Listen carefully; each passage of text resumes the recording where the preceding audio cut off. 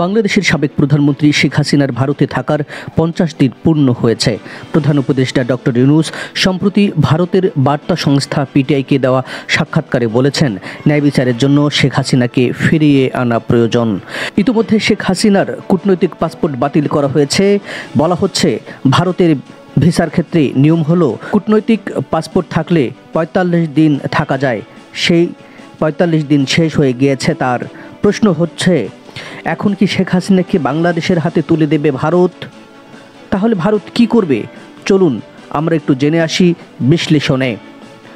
ওপি Jindal global ইউনিভার্সিটির আন্তর্জাতিক সম্পর্কের অধ্যাপক শ্রীরোধা দত্ত DWকে বলেছেন, দুই দেশের মধ্যে প্রত্যাবর্তন চুক্তি আছে, ফলে তাতে নির্দিষ্ট পদ্ধতি মেনে অনুরোধ এলে তা ভারত খতিয়ে দেখবে, আর তা একটি প্রক্রিয়া, তা চলতে থাকবে।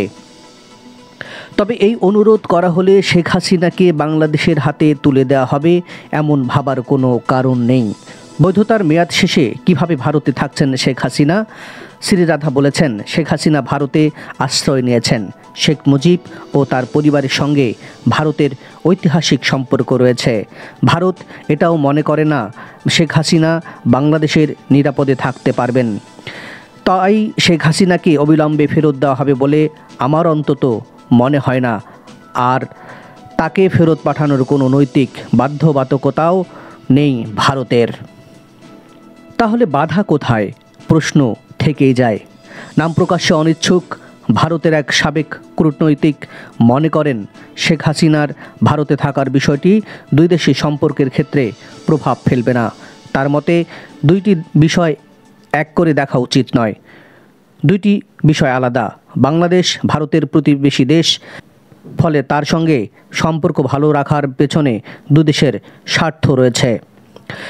চুক্তি অনুযায়ী শেখ হাসিনাকে তাহলে কি ভারত ফেরত দেবে?